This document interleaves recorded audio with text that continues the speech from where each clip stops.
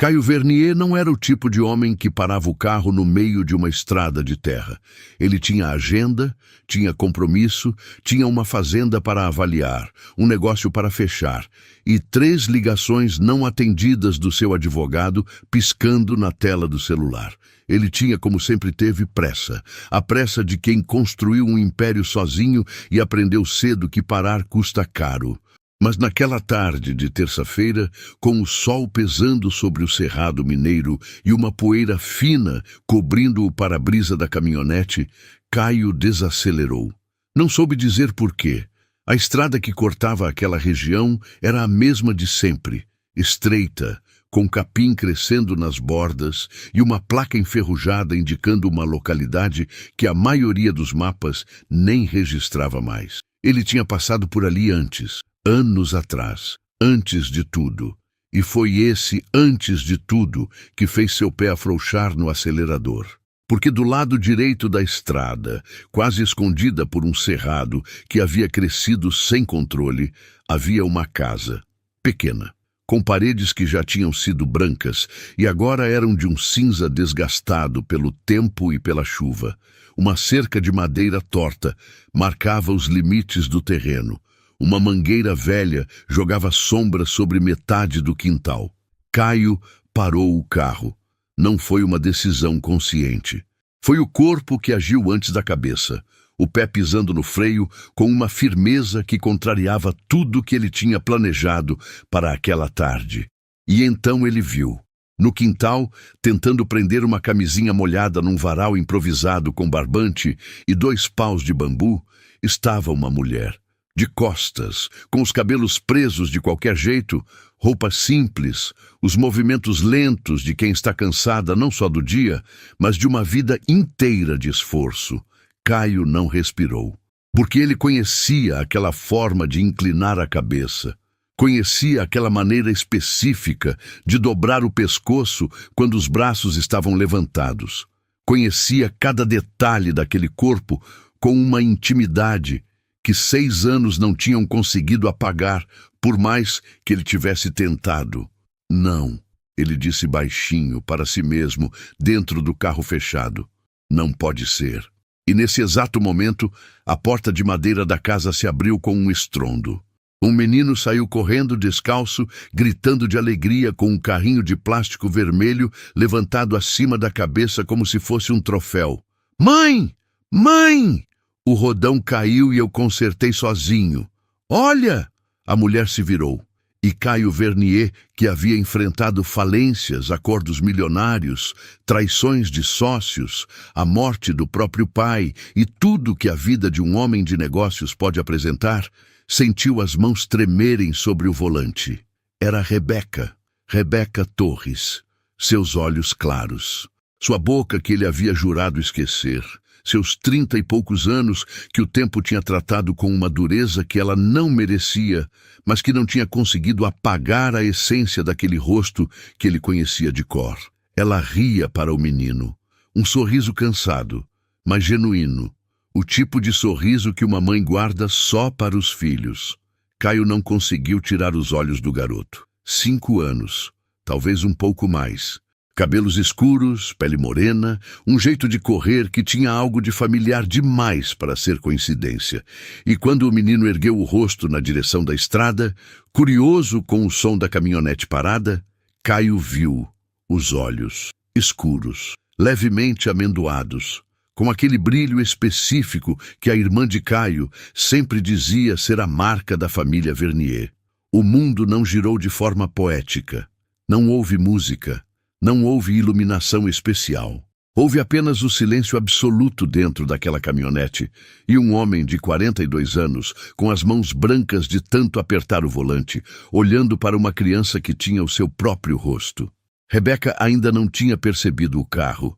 Ela estava abaixada, ajeitando o carrinho que o menino tinha largado no chão, falando alguma coisa que Caio não conseguia ouvir de dentro do veículo.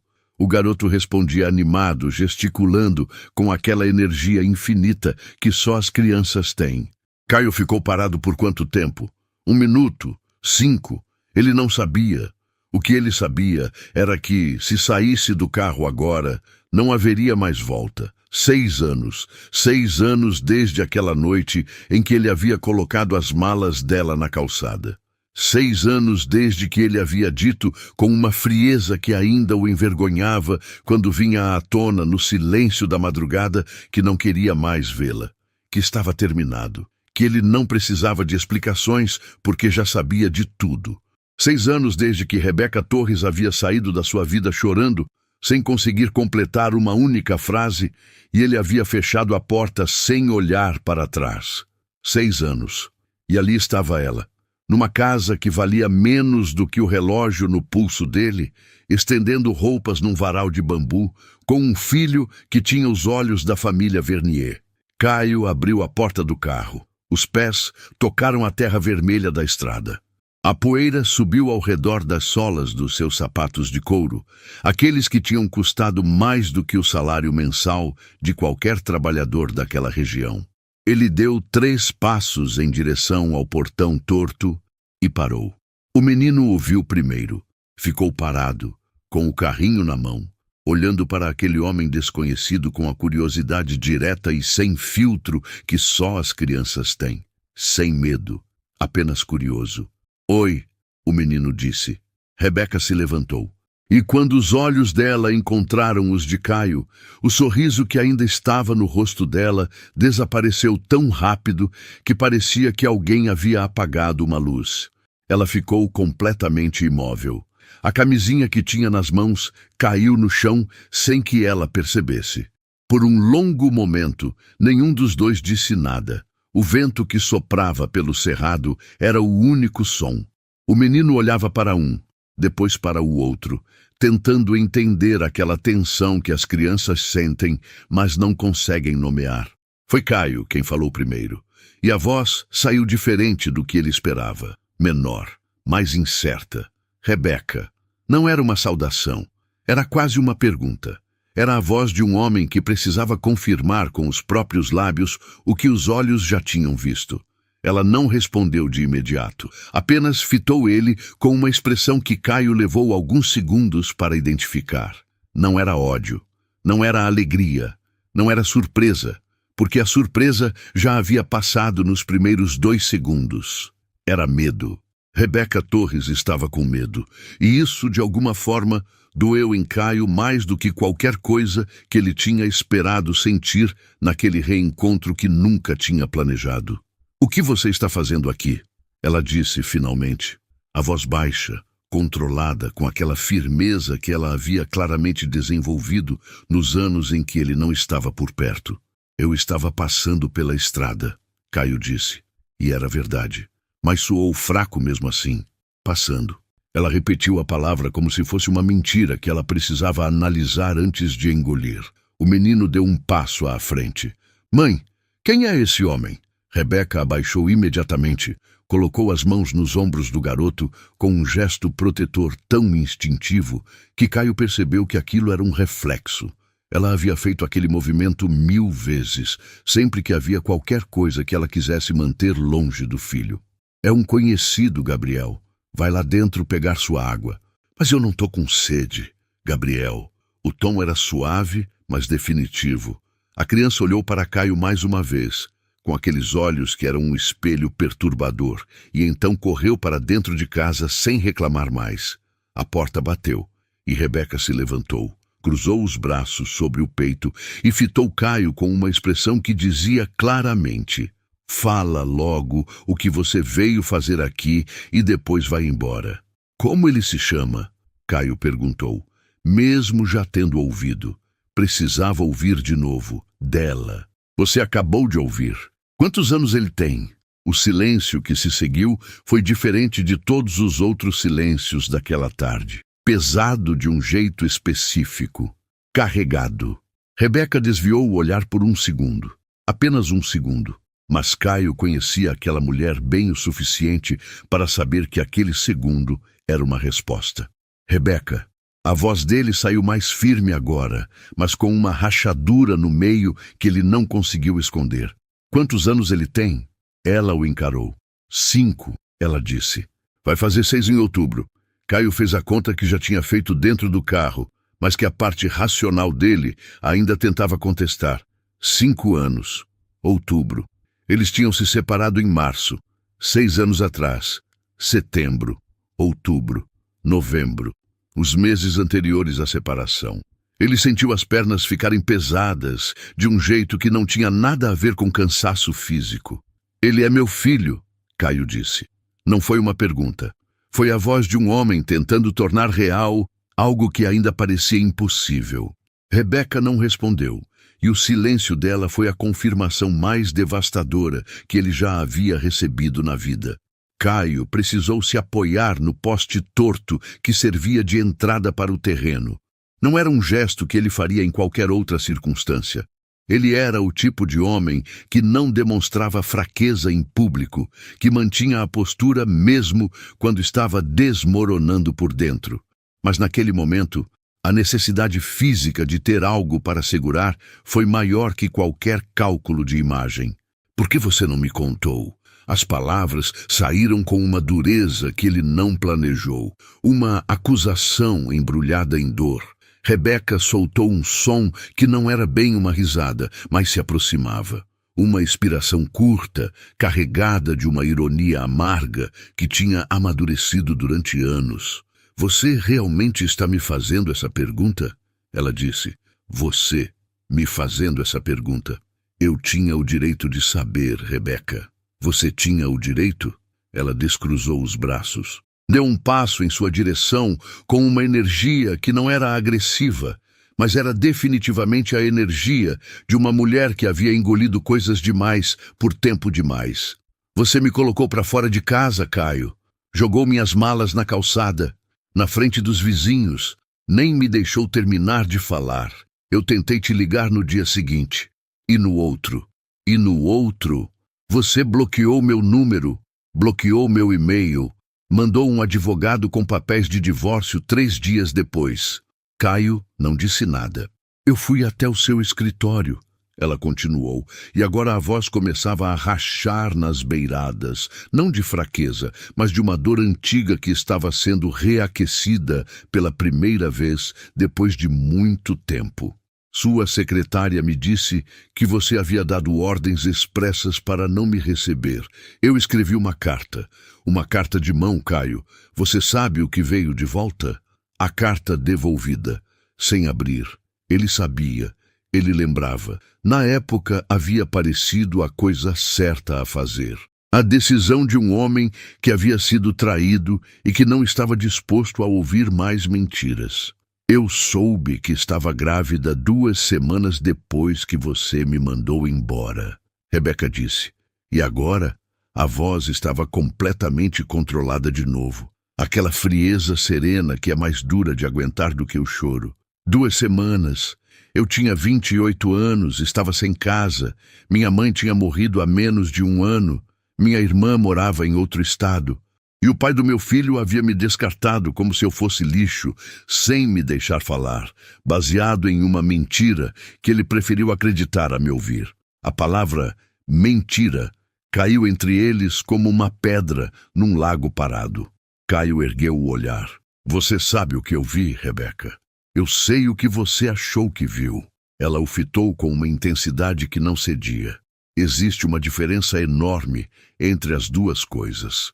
Uma diferença que você nunca quis entender, porque era mais fácil me culpar do que questionar o que estava na sua frente. Havia fotos manipuladas.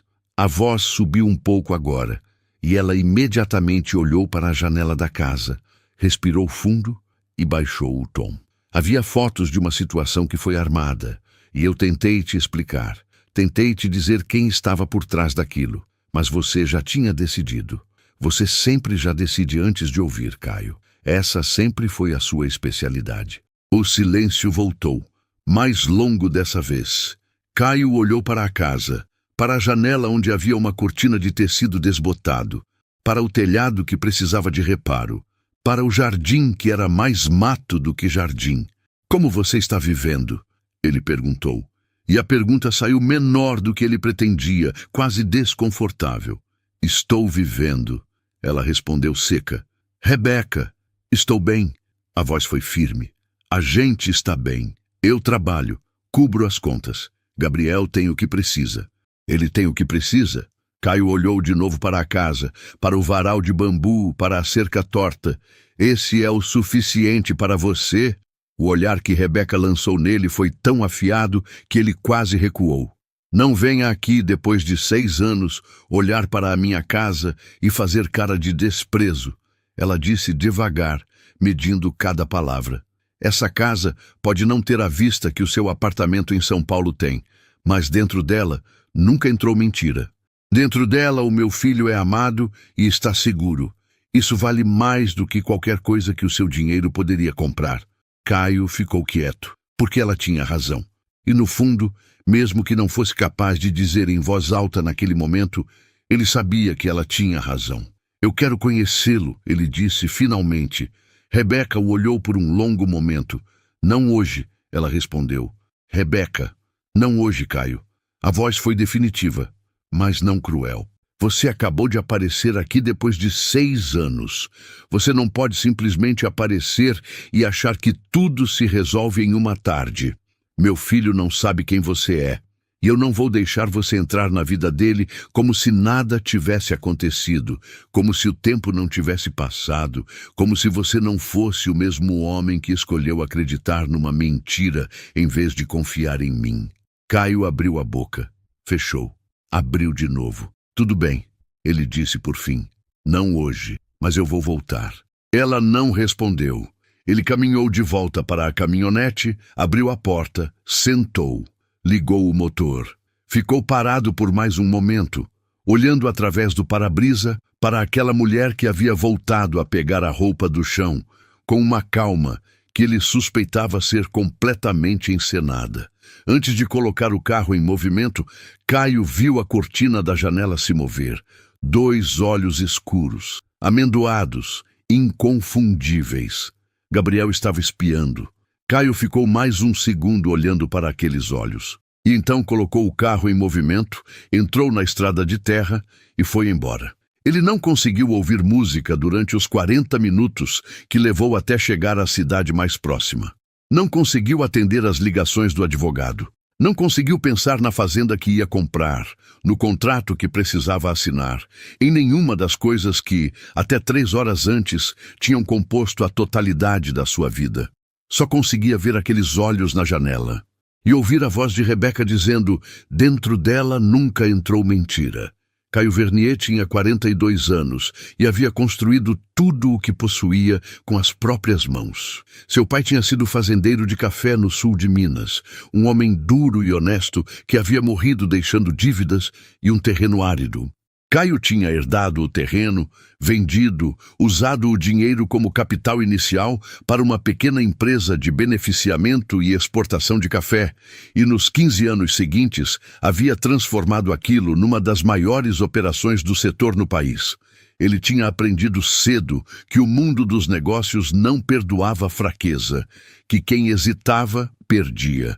Que as decisões precisavam ser rápidas e firmes, porque no mercado a dúvida custava caro, e ele havia levado essa lógica para a vida pessoal.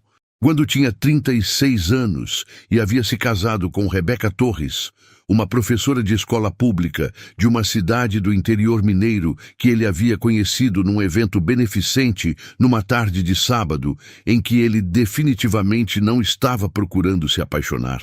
Caio havia achado que havia encontrado algo raro, uma mulher sem interesse nos negócios dele, sem olhos para o dinheiro, sem a calculista frieza que ele havia encontrado em quase todas as relações que tentara antes. Rebeca era direta, engraçada de um jeito sutil, teimosa de um jeito que o deixava louco e o amava com uma honestidade tão desarmante que ele, que havia aprendido a desconfiar de tudo, havia baixado a guarda pela primeira vez na vida.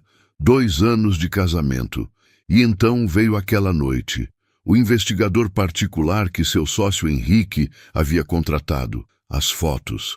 A história que não batia com o que Caio conhecia de Rebeca, mas que estava ali, em imagens, com timestamps, com localização. E o orgulho ferido de um homem que havia construído tudo sozinho e não suportava a ideia de ter sido feito de idiota. Ele não tinha ouvido Rebeca. Era a verdade, e era uma verdade que havia morado num canto escuro da sua consciência durante 6 anos inteiros, sem que ele tivesse coragem suficiente para acendê-la e olhar direito. Naquela noite, ele havia chegado no hotel em Belo Horizonte, onde tinha uma reunião no dia seguinte, pedido um uísque no bar e passado horas olhando para a parede, tentando não pensar no choro dela quando a porta havia fechado. E agora? Agora havia um menino de 5 anos, com os seus olhos espiando por uma cortina desbotada, numa casa simples, no meio do Cerrado Mineiro. Caio dormiu mal. Acordou 3 vezes. Na terceira vez, às 4 da manhã, desistiu de tentar. Foi até a janela do quarto do hotel e ficou olhando para a cidade ainda escura lá embaixo. Ligou para o seu assistente pessoal às 6 da manhã. Dário. Bom dia, Caio. A reunião da fazenda está confirmada para as... Cancela. Uma pausa. Cancela tudo de hoje. Reorganiza a agenda da semana. Preciso de espaço. Tudo bem? Liga para o Dr. Fabrício. Preciso falar com ele ainda esta manhã. Doutor. Fabrício Lemos era o advogado de família de Caio. Diferente do advogado de negócios, mais discreto, mais de confiança. O tipo de homem que Caio chamava quando o assunto era pessoal. Às 8 da manhã, os dois estavam numa mesa de café em silêncio, e Caio contou tudo. Fabrício ouviu sem interromper. Era uma habilidade rara num advogado, e era por isso que Caio o respeitava. Quando Caio terminou, Fabrício ficou em silêncio por um momento, mexendo no café sem tomar. Você tem certeza de que é seu filho? Ele perguntou direto. Tenho. Não havia hesitação. Você precisaria ver os olhos dele. A certeza emocional e a certeza jurídica são coisas diferentes, Caio. Para garantir seus direitos como pai, precisamos de um teste de paternidade. Ela não vai concordar facilmente. Ela não precisa concordar. Você pode entrar com uma ação de reconhecimento de paternidade e o juiz pode determinar o exame. Mas antes de qualquer coisa, eu não quero entrar com ação contra ela. Fabrício ergueu os olhos. Caio, eu não quero. A voz foi firme. Ela não fez nada errado. Se o que ela disse é verdade, se aquelas fotos foram manipuladas, então eu fui o errado nessa história. Não vou atacar ela na justiça. O advogado assentiu devagar. Então você precisa conversar com ela e precisa entender o quadro completo. Você disse que ela mencionou alguém que plantou as fotos. Você tem ideia de quem seria? Caio olhou para o café na xícara. Tinha uma ideia. Uma ideia que havia tentado não ter durante 6 anos. Henrique, ele disse em voz baixa. Fabrício ficou quieto. Henrique Daltro havia sido o sócio de Caio nos primeiros anos da empresa. Havia saído da sociedade de forma amigável, ou pelo menos era o que parecia na época, 2 anos antes da separação de Caio e Rebeca. Na verdade, havia sido uma saída forçada, porque Caio havia descoberto irregularidades contábeis que Henrique estava cometendo. Henrique havia saído. Havia assinado os papéis. Havia sorrido no aperto de mão final. E pouco mais de 1 ano depois, haviam aparecido as fotos de Rebeca. Caio havia chegado à mesma conclusão há 6 anos, mas havia descartado. Na época, ferido e furioso, havia preferido acreditar que era coincidência, que a traição de Rebeca e a traição de Henrique eram coisas separadas, que sua vida simplesmente havia desabado em 2 pontos diferentes ao mesmo tempo por azar. Mas olhando agora, com 6 anos de distância e um menino de 5 anos com os próprios olhos, a coincidência parecia muito menos conveniente. Eu preciso voltar lá, Caio disse. Na fazenda dela? Não é fazenda, é uma casinha pequena. Ele pausou. Ela mora sozinha com o menino? Você não perguntou? Não tive chance. Ele se levantou. Fabrício, preciso que você levante tudo o que puder sobre Henrique Daltro. O que ele está fazendo, onde ele está, se ele tem qualquer conexão com essa região. Discretamente. Entendido. E Caio? Vai devagar com ela. O advogado disse isso sem condescendência, mas com o peso de quem havia visto clientes destruírem situações difíceis por impaciência. Você pode ter todo o dinheiro e toda a razão legal do mundo, mas ela tem o filho, e o coração dele é dela. Não cometa o mesmo erro 2 vezes. Caio saiu do café sem responder, mas a frase do advogado foi com ele durante todos os 40 minutos de estrada de volta. Não cometa o mesmo erro 2 vezes, quando a caminhonete de Caio parou na frente da casa pela 2ª vez. Era quase meio-dia. O sol estava a pino.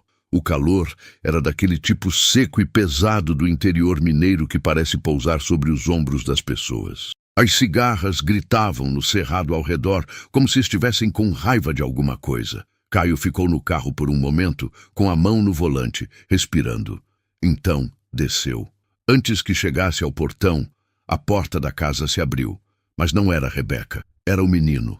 Gabriel saiu descalço com uma camiseta desbotada e um shorts que estava um pouco grande para ele, e parou no meio do quintal com os braços ao lado do corpo, olhando para Caio com aquela expressão direta e sem filtro de quem ainda não aprendeu que é suposto fingir. Você voltou, o menino disse. Não era acusação, era só uma constatação. Voltei, Caio confirmou, parado do lado de fora do portão. Minha mãe disse que você ia voltar. Disse? Ela disse assim, se ele voltar, você vai lá dentro. Gabriel repetiu isso com o tom e a entonação exatos de uma criança reproduzindo uma fala de adulto, aquele jeito sério que eles têm quando estão orgulhosos de ter memorizado alguma coisa. Acho que ela não estava achando que você ia voltar tão rápido. Caio sentiu um calor diferente no peito. Não era o sol. E você acha que devia ir lá dentro agora? Gabriel considerou isso com uma seriedade cômica. Acho que não, ele concluiu. Porque ela não falou quando ele voltar.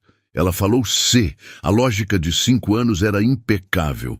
Antes que Caio conseguisse responder, a voz de Rebeca veio de dentro da casa. Gabriel Henrique Torres, eu disse. Ela apareceu na porta e parou quando viu Caio. Por um segundo, a expressão dela foi de alguém que havia calculado errado. Ela havia esperado mais tempo. Havia esperado, talvez, dias. Havia esperado tempo suficiente para se preparar. Não havia tido. Bom dia, Caio disse. Ela o encarou. Depois olhou para o filho. Gabriel, lá dentro. Mãe, agora. O menino foi. Mas foi devagar, olhando para trás com uma curiosidade que não conseguia disfarçar. Rebeca desceu os 2 degraus de madeira da entrada e cruzou o quintal. Parou do lado de dentro do portão, com os braços cruzados, e fitou Caio com uma expressão que era mais exaustão do que hostilidade. Você não ligou antes de vir. Eu não tenho seu número. Você poderia ter procurado. Poderia, mas você teria desligado. Ela não contradisse isso. O que você quer, Caio? Ele olhou para ela diretamente. Quero saber a verdade inteira, o que aconteceu, quem estava por trás das fotos, tudo. Ele pausou. E quero conhecer meu filho. Rebeca ficou quieta por um tempo longo o suficiente para que o silêncio começasse a pesar. Tem água aqui dentro, ela disse por fim. Entre. A casa por dentro era pequena, limpa e carregada de uma certa dignidade que vinha não do que tinha, mas de como o pouco que tinha estava organizado. Uma mesa de madeira com 4 cadeiras. Uma estante improvisada de tijolos e tábuas com livros e alguns brinquedos arrumados. Desenhos de criança pregados na parede com fita adesiva. Uma planta num vaso perto da janela que parecia estar teimando em viver. Gabriel estava sentado no chão da sala com um caderno, fingindo desenhar, mas claramente prestando atenção em tudo. Rebeca foi até a cozinha e voltou com 2 copos de água. Sentaram na mesa, e Rebeca Torres começou a contar. Ela contou devagar, sem pressa, sem a dramaturgia de quem está tentando convencer, com aquela objetividade de quem ensaiou a história tantas vezes, dentro da própria cabeça, que ela havia se tornado quase técnica. Contou sobre a noite em que havia ido a um evento do setor de exportação como surpresa para Caio, que estava trabalhando até tarde. sobre como havia chegado ao local e encontrado Henrique Daltro saindo, e Henrique a havia cumprimentado de um jeito estranho, nervoso. Sobre como havia entrado e encontrado uma situação que, tirada de contexto, poderia parecer outra coisa. Uma discussão com um homem que ela conhecia do trabalho de Caio, que estava bêbado e havia tentado segurar o seu braço, e ela havia empurrado ele. As fotos haviam capturado o momento do empurrão, apenas o momento do empurrão, nada do que veio antes, nada da expressão dela, nenhum contexto. Eu soube depois, Rebeca disse com a voz plana, que Henrique havia contratado um fotógrafo, que sabia que eu estaria lá, que havia mandado aquele homem para cima de mim. Tudo combinado. Como você soube? A irmã do fotógrafo era professora na escola onde eu trabalhava. Ela me procurou meses depois, com culpa. Disse que o irmão tinha contado para ela, que Henrique havia pagado bem e pedido discrição, mas que depois da separação, o irmão havia entrado em crise de consciência. Rebeca olhou para a mesa. Eu tinha todos esses elementos. Tinha o depoimento. Mas você já havia desaparecido da minha vida. Seu advogado me ligou para acertar os últimos detalhes do divórcio. E quando eu disse que queria falar com você, ele me disse que você não tinha interesse. Caio ficou com a mão envolta no copo de água, sem tomar. Por que Henrique faria isso? Porque ele sabia que você tinha descoberto as irregularidades contábeis dele, ela disse. Porque ele estava com medo de que você fosse com ele na justiça. E porque sabia que uma separação devastadora, uma traição, ia te tirar do foco pelo tempo suficiente para que ele organizasse suas coisas e sumisse. Ela levantou os olhos para ele. Funcionou perfeitamente. Você ficou tão concentrado em me destruir que não foi atrás dele. O silêncio que se seguiu foi de um peso diferente de todos os outros. Caio conhecia Henrique há 15 anos. Haviam começado o negócio juntos, haviam comemorado juntos, haviam atravessado crises juntos. E Henrique havia destruído o seu casamento como estratégia de defesa. Gabriel, chamou Rebeca suavemente. O menino ergueu os olhos do caderno. Você pode ir brincar no seu quarto um pouco? Você vai conversar de coisa de adulto? Vou. Sempre quando você fala isso é porque eu não posso ficar. Isso mesmo. Gabriel levantou com um suspiro exagerado que fez Rebeca apertar os lábios para não sorrir. Pegou o caderno e foi. Quando os passinhos desapareceram pelo corredor, ela voltou os olhos para Caio. Ele não sabe nada sobre você, ela disse. Ele perguntou sobre o pai uma vez, com 4 anos. Eu disse que o pai morava longe e que um dia, quando ele fosse maior, eu explicaria tudo. Ele aceitou. As crianças aceitam mais do que a gente imagina, quando a gente dá segurança suficiente no resto. Você nunca pensou em me procurar? A pergunta saiu com mais dor do que Caio pretendia. Rebeca não desviou o olhar. Pensei, muitas vezes, ela foi honesta. Especialmente quando Gabriel adoeceu com quase 2 anos, e eu fiquei 3 dias sem dormir sozinha, sem saber se ia dar conta. Pensei. Mas então lembrava de como você me olhou naquela noite. E lembrava do advogado. E lembrava da carta devolvida e passava. Você devia ter tentado de novo. Caio. A voz dela foi firme, mas sem agressividade. Eu não devia nada. Você foi quem tomou a decisão.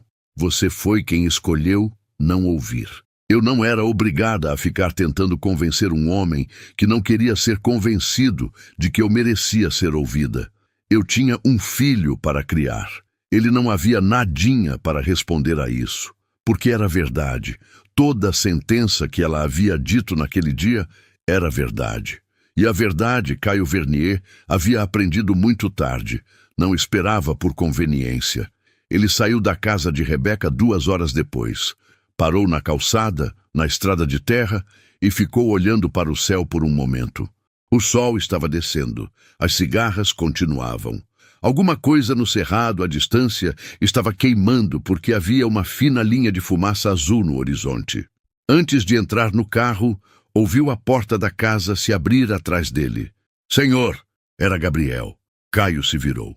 O menino estava na entrada, descalço ainda, segurando o caderno de desenho contra o peito. Eu desenhei o senhor, ele anunciou. Rebeca apareceu na porta atrás dele, com uma expressão que era uma mistura de surpresa e algo que ela estava tentando não deixar transparecer. Gabriel, pode guardar, o menino disse, ignorando a mãe com aquela impunidade específica dos 5 anos, e estendeu o caderno aberto. Caio caminhou até o portão, pegou o caderno. Era um desenho a lápis de grafite, um pouco torto como todos os desenhos de criança são, mas com uma atenção aos detalhes que era surpreendente para a idade. Um homem alto do lado de um carro grande. Você é muito bom nisso, Caio disse. Gabriel inclinou a cabeça. Minha mãe diz que eu tenho talento. Ela fala isso sempre. Ele pausou. Mas ela é minha mãe, então ela é obrigada a falar. O sorriso que saiu de Caio foi o primeiro sorriso genuíno em mais de 24 horas. Posso guardar o desenho? Pode.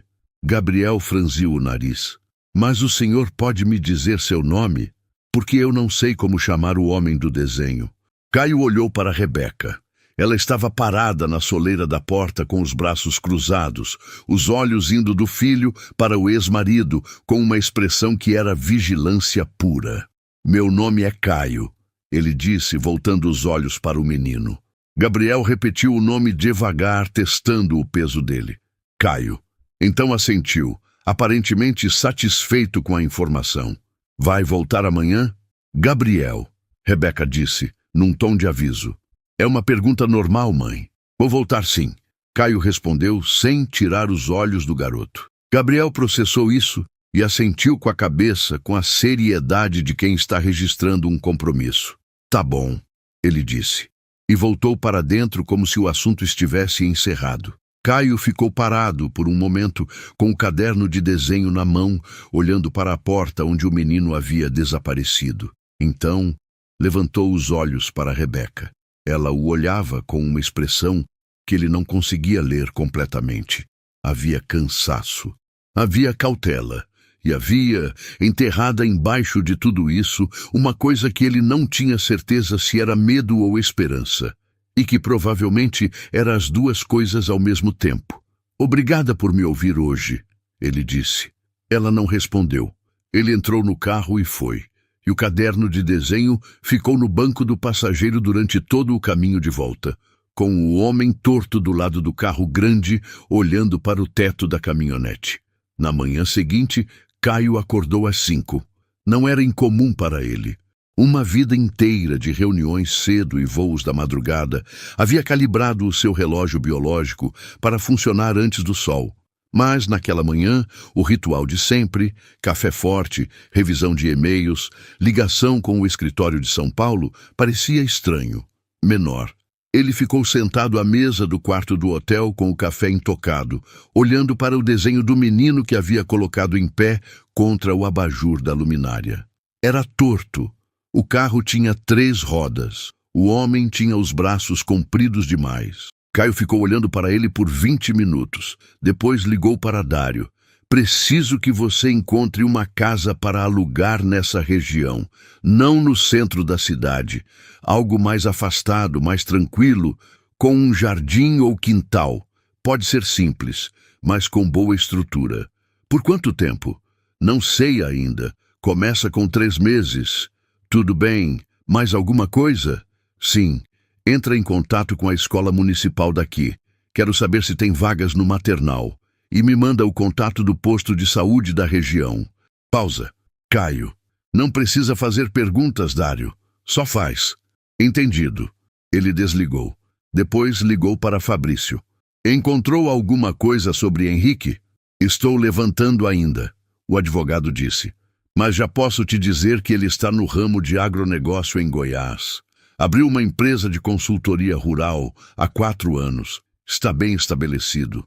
E tem uma fazenda registrada no nome de uma empresa da qual ele é sócio majoritário, que fica aproximadamente a 60 quilômetros de onde você está agora.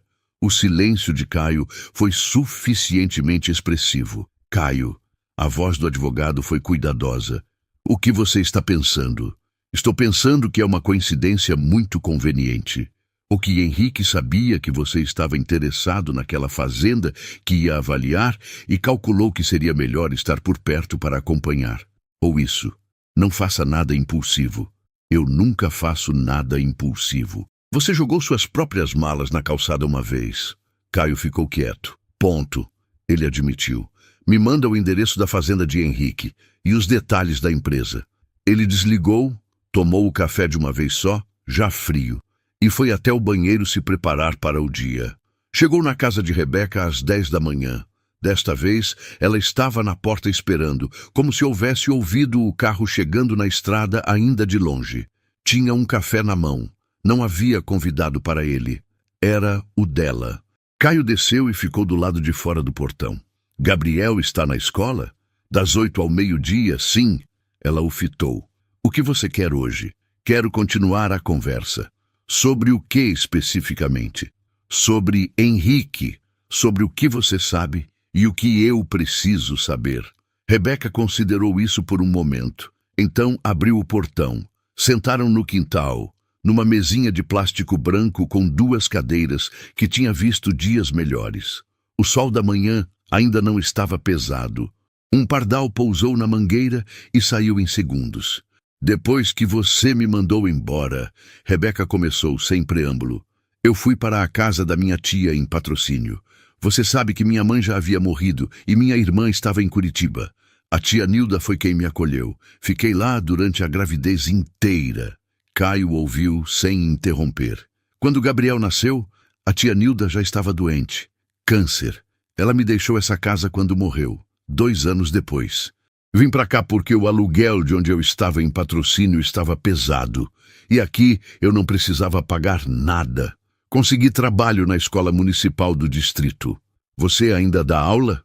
3 turnos por semana, o suficiente para pagar as contas. O restante eu complemento com aulas particulares de reforço no fim de semana. Caio olhou para a casa, para o terreno, para a estrada vazia lá fora. Você está longe de tudo aqui. Eu sei onde estou, Caio. Não é uma crítica. Soou como uma. Ele ficou quieto por um segundo. Perdão, não era. Ela bebeu o café. Colocou a xícara sobre a mesa com um movimento controlado. Você disse que queria falar sobre Henrique. Você mencionou que soube por uma testemunha, a irmã do fotógrafo. Essa pessoa ainda pode ser encontrada? Ana Cláudia. Sim, ela ainda dá aula na mesma escola em Uberlândia onde trabalhava. Ela pausou. Por quê? Porque se eu quero entender o que Henrique fez, preciso de mais do que a sua palavra. Não porque não acredito em você, ele fez questão de dizer isso antes que ela pudesse interpretar diferente. Mas porque se eu vou tomar alguma atitude em relação a ele, preciso de base sólida. Rebeca o fitou. Que tipo de atitude? Ainda não sei. Depende do que encontrar. Caio. Ela colocou as mãos abertas sobre a mesa numa espécie de gesto de para. Eu passei 6 anos sem me envolver com esse assunto. Eu construí uma vida aqui. Pequena sim, mas minha. Gabriel está bem. Não quero. Você não quer que eu mexa nisso.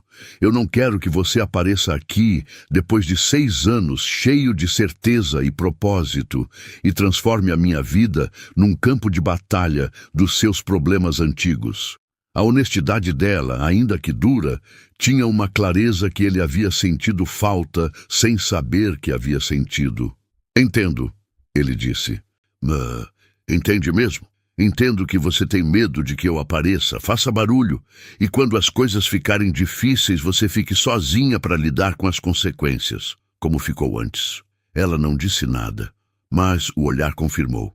Não vou fazer isso, ele disse. Você não pode me garantir isso. Não posso. Ele foi honesto. Mas posso te dizer que estou diferente do homem que era 6 anos atrás. Caio. Não sou o mesmo, ele disse, mais devagar. Não porque me tornei alguém melhor automaticamente, mas porque esse tempo todo eu carreguei alguma coisa que nunca consegui nomear, e agora eu sei o que era. Era o peso de ter errado de um jeito que não podia desfazer. Ele olhou para ela. Só que eu errei mais do que pensava, e agora tenho um filho de 5 anos que eu não conhecia. O silêncio entre eles ficou suspenso por um momento. Rebeca olhou para o fundo do quintal, para a mangueira velha, para algum ponto indeterminado além da cerca. Ele é uma criança boa, ela disse baixinho. Tem o seu jeito de decidir as coisas. Aquela teimosia de quem não muda de ideia quando decidiu alguma coisa. Uma pausa pequena. Mas também tem uma generosidade que... Ela parou. Não sei de quem ele herdou isso. Caio ficou quieto. Da mãe, ele disse finalmente. Ela virou o rosto. Não para ele. Para a esquerda, para a cerca, e ficou assim por um segundo. Quando ele voltar da escola, ela disse, com a voz um pouco mais baixa do que antes. Você pode ficar para o almoço, mas eu preciso conversar com ele antes. Do seu jeito, no tempo dele. Entendido. E Caio, ela o olhou diretamente agora, com uma seriedade que não admitia negociação. Ele não sabe que você é o pai. Hoje você é só um conhecido. Quando chegar a hora de contar, eu conto. Do meu jeito. Está bem. Não está bem ou mal. É a condição. Aceito a condição. Ela se levantou, pegou a xícara. Você quer café? Havia algo de quase engraçado naquela pergunta depois de tudo que haviam dito. Caio sentiu um sorriso involuntário no canto da boca. Quero sim. Gabriel voltou da escola às 12h15. Pulando de um degrau imaginário na entrada da casa antes de abrir a porta com uma energia que parecia ter sido carregada durante horas dentro do casulo escolar. Parou quando viu Caio sentado à mesa da cozinha. O senhor voltou, ele disse. O mesmo tom de ontem, a mesma constatação direta. Voltei. Eu sabia. O menino jogou a mochila sobre uma cadeira com uma desenvoltura que Rebeca imediatamente corrigiu com um olhar. E ele a pegou e pendurou no gancho da parede com uma expressão de quem não entende por que as regras existem. A mãe disse que o senhor ia ficar para o almoço. Ela me convidou. Ela faz arroz com frango muito bom. Gabriel disse isso com total seriedade. É melhor que restaurante. Eu já comi em restaurante uma vez. Onde? Em Patrocínio. A vovó Nilda me levou antes de ficar doente. Ele disse isso sem drama, com a simplicidade de quem fala de algo que integra a vida como é. Você conhece Patrocínio? Conheço. É maior que aqui. É.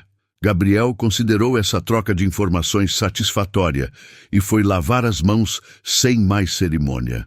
Caio ficou sentado, com as mãos abertas sobre a mesa, ouvindo o barulho da água da torneira e o da Rebeca mexendo panelas na cozinha, e havia uma normalidade naquele som que era a coisa mais estranha e mais familiar que ele havia sentido em muito tempo. O almoço foi quieto no começo. Gabriel havia decidido, com a autoridade total de quem tem 5 anos e nenhuma inibição, que Caio deveria sentar na cadeira do lado dele. Rebeca havia observado isso sem comentar. Caio havia sentado. Você trabalha com o quê? Gabriel perguntou, com a boca ainda cheia de arroz. Gabriel, não fala de boca cheia. O menino engoliu. Você trabalha com o quê? Com café, Caio respondeu. Fazendo café? Exportando. Mandando café do Brasil para outros países. Gabriel processou isso com uma sobrancelha franzida. Todo o café? Não todo, mas muito. Então você é importante. Gabriel, Rebeca disse com um tom de aviso suave. É uma pergunta, mãe. Não é bem uma pergunta. Não me incomoda, Caio disse. Então olhou para o garoto. Não sei se sou importante. Sou útil, talvez. Gabriel pareceu achar isso satisfatório. A mãe é útil também. Ela ensina as crianças a ler. Isso é mais importante do que café. Rebeca olhou para o filho com uma expressão que era claramente de surpresa. Obrigada, meu bem. É verdade. Ele deu de ombros, como se verdades óbvias não precisassem de muito reconhecimento. Caio olhou para Rebeca por sobre a cabeça do menino e ela desviou o olhar imediatamente, mas ele havia visto o brilho nos olhos dela antes que conseguisse esconder. Depois do almoço, Gabriel foi brincar no quintal com um bambolê que ele havia encontrado atrás da mangueira, uma peça de plástico colorido com um encaixe quebrado que ele teimava em usar com uma concentração intensa. Caio e Rebeca ficaram na mesa. Você vai querer fazer o teste, ela disse, direto, sem preâmbulo. Não era acusação. Era clareza. Quero, ele confirmou. Não porque duvido, mas porque para reconhecê-lo legalmente é o caminho mais limpo. Eu sei como funciona. Você concorda? Ela ficou em silêncio por um momento. Concordo, ela disse. Mas quero que seja feito de forma discreta. Não quero que Gabriel saiba o motivo antes da hora. Podemos fazer como um check-up de saúde comum. Meu médico pode vir aqui ou eu arranjo em patrocínio. Arranja em patrocínio. Aqui todo mundo sabe da vida de todo mundo. Ele assentiu. Rebeca, ele disse, e ela ergueu os olhos. Você está trabalhando 3 turnos por semana e dando aulas particulares. Você não precisa. Não, você nem me deixou terminar. Você ia dizer que eu não preciso fazer isso porque você pode ajudar financeiramente. Ela o fitou. E a resposta é não, não por orgulho, mas porque aceitar dinheiro seu agora, sem que nada esteja estabelecido, sem que nenhuma conversa com Gabriel tenha acontecido, seria errado para todo mundo, especialmente para ele. Então quando? Quando o tempo for certo. E quanto tempo é esse? Ela ergueu levemente os ombros. Não sei. E havia nessa resposta uma honestidade que era mais reconfortante do que qualquer certeza que ela poderia ter fingido ter. Caio foi embora às 4 da tarde. Gabriel o acompanhou até o portão com aquela solenidade de 5 anos que ele havia aparentemente adotado em relação ao processo de despedida. Você vai voltar amanhã de novo? O menino perguntou. Não amanhã, mas em breve. Quanto é em breve? Poucos dias. Gabriel considerou. Tá. Então, estendeu a mão para um cumprimento formal que fez Caio ter que se abaixar para apertar e o fez com uma seriedade absolutamente solene. Até logo, Caio. Até logo, Gabriel. O menino voltou correndo para o quintal. Caio ficou de pé na estrada por um segundo. Depois entrou no carro e, quando ligou o motor, percebeu que havia algo diferente naquela tarde. Uma leveza estranha que ele não conseguia identificar, até que percebeu o que era. Era a primeira vez em 6 anos que ele havia rido de verdade. Naquela noite, no hotel, Caio abriu o laptop e passou 3 horas lendo tudo o que havia sobre Henrique Daltro, a empresa de consultoria em Goiás, os contratos com fazendas da região, a fazenda registrada em nome de uma holding, da qual Henrique era sócio majoritário, uma mulher que havia se divorciado dele 2 anos antes, uma reportagem pequena num jornal local sobre um processo trabalhista de funcionários de uma fazenda que ele representava. Henrique havia construído uma vida nova, uma vida que dependia, em grande parte, de que o passado permanecesse enterrado. Caio fechou o laptop. Ainda não havia decidido o que ia fazer, mas estava começando a entender com clareza o que havia acontecido. E essa clareza tinha um peso específico, o peso de saber que um homem havia destruído a sua família como estratégia de sobrevivência. Havia usado Rebeca como ferramenta. Havia plantado uma mentira que cresceu, e cresceu até separar uma mulher do marido, uma criança do pai, e um homem de si mesmo por 6 anos. Caio Vernier tinha dormido mal na noite anterior por peso emocional. Nessa noite, dormiu mal por outro motivo. Estava pensando. 5 dias depois, Caio havia se instalado numa casa alugada, a 4 quilômetros da casa de Rebeca. Era uma propriedade simples, mas bem estruturada, com um pomar pequeno no fundo e uma varanda de onde se via o cerrado se estendendo até o horizonte. O suficiente. Dario havia conseguido com uma eficiência que Caio pagava bem para ter. Naqueles 5 dias, ele havia ido à casa de Rebeca 4 vezes. 2 vezes com Gabriel presente, 2 vezes somente com ela. O exame de paternidade havia sido feito numa clínica em Patrocínio, na 3ª visita, com Gabriel achando que estava fazendo um exame de rotina, reclamando apenas um pouco da seringa e pedindo 2 sorvetes como compensação. Rebeca havia dito que ele podia ter 1. Caio havia dito que podia ter 2.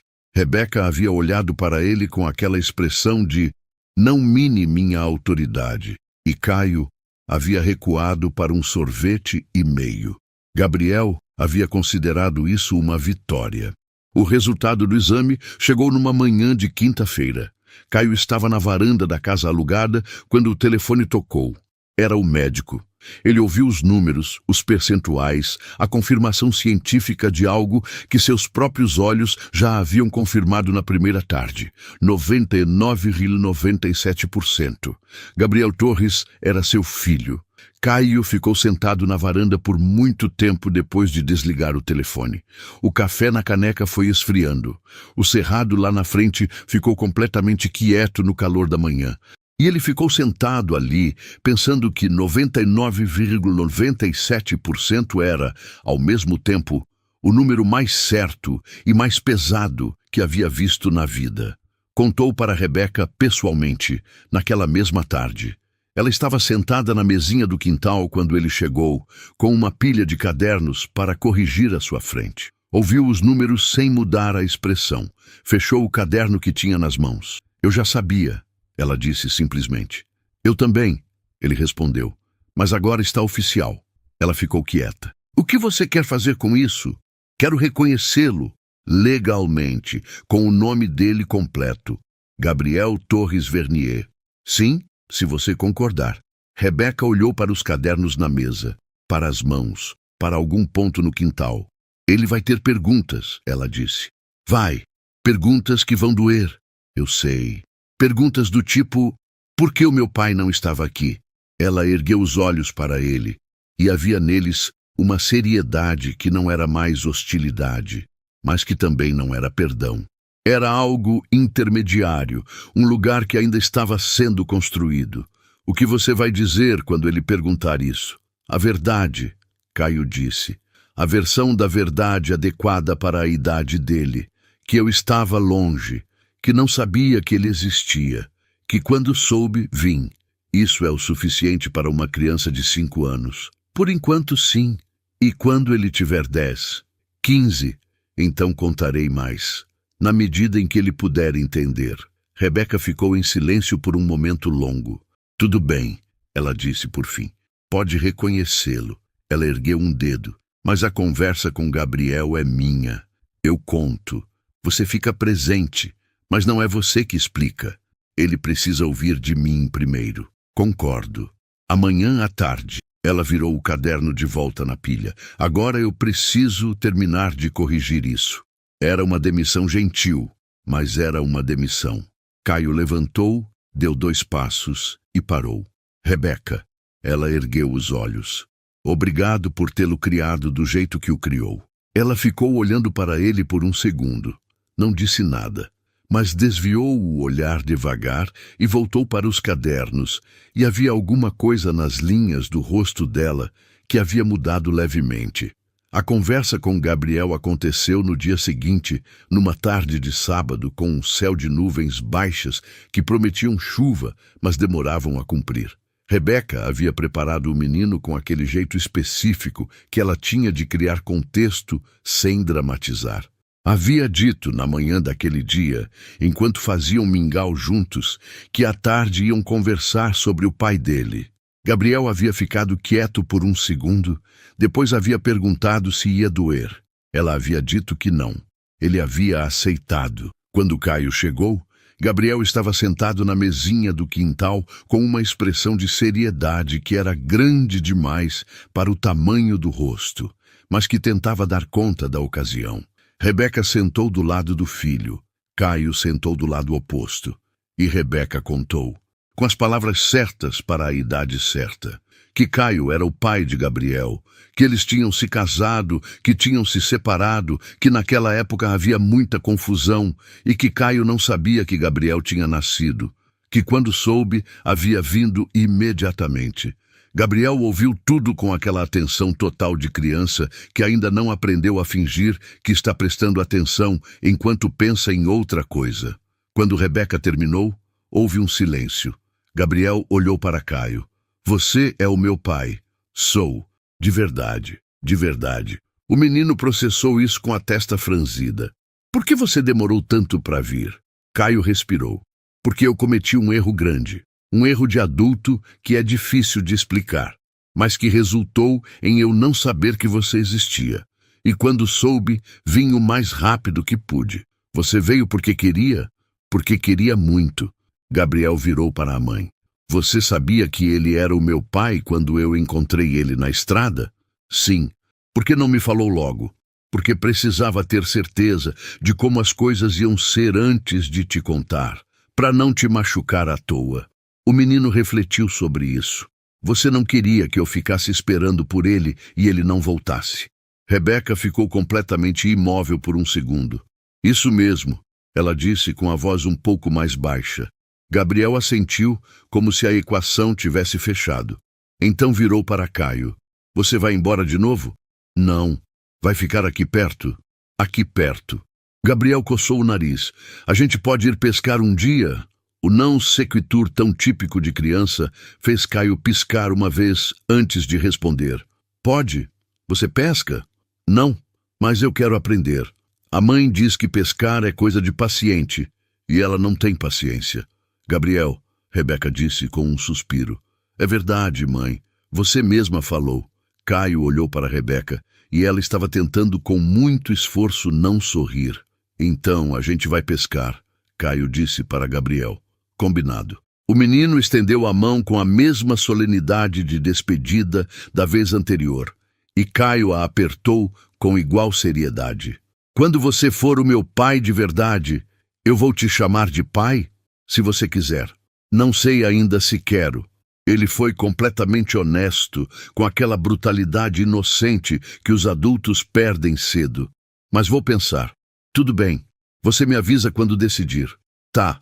E Gabriel foi correndo para o quintal, buscar o bambolê, e a tarde seguiu com nuvens baixas e cigarras, e Caio e Rebeca ficaram à mesinha sem falar por um tempo, mas com um silêncio que era diferente de todos os outros. Não havia mais o peso do que estava escondido. Havia no lugar o peso maior e mais honesto do que estava sendo construído. Naquela noite, Caio ligou para a irmã. Beatriz Vernier tinha 2 anos menos do que ele, morava em São Paulo, e era a única pessoa no mundo com quem ele era completamente honesto, mesmo que raramente. Ela ouviu tudo em silêncio. Quando ele terminou, ela ficou quieta por 10 segundos. Você tem um filho de 5 anos? Tenho, que eu nunca conheci. Que ninguém conheceu. Caio. Eu sei, Bia. Não, você não sabe o tamanho do que você está me dizendo agora. Eu tenho um sobrinho de 5 anos que não sabe que eu existo. Sabe agora. Eu contei para ele sobre a tia. Você contou sobre mim? Disse que tinha uma tia em São Paulo que era muito chata, mas que fazia bolo de laranja muito bom. Houve uma pausa. Você disse chata? Disse carinhosamente.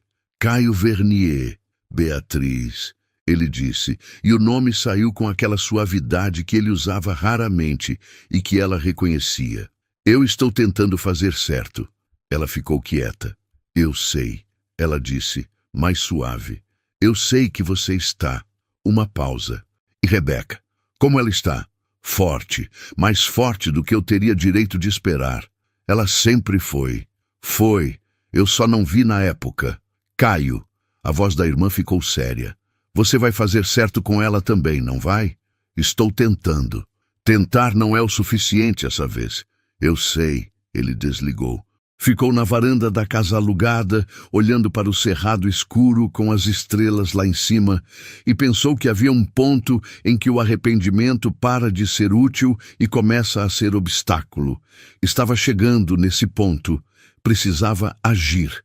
No dia seguinte, Caio foi até a região onde ficava a fazenda de Henrique.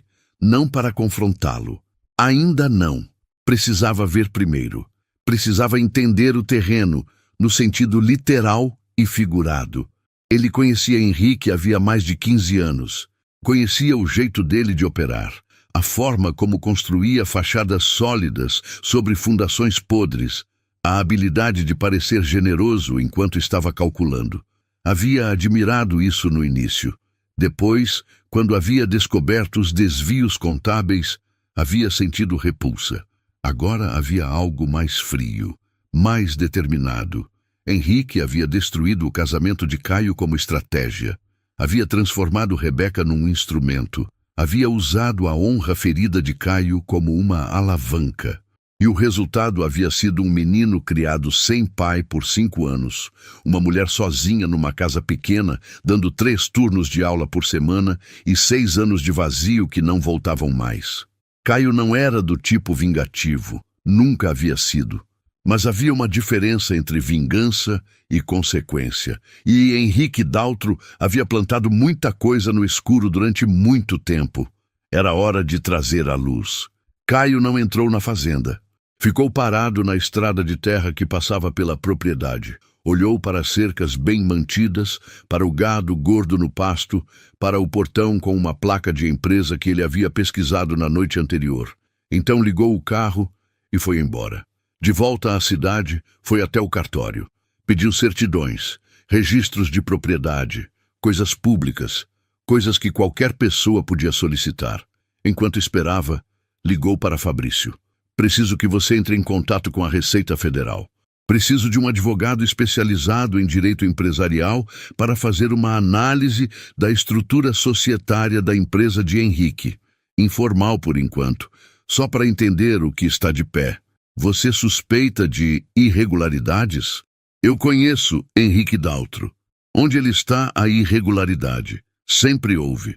Isso pode demorar algumas semanas. Temos tempo.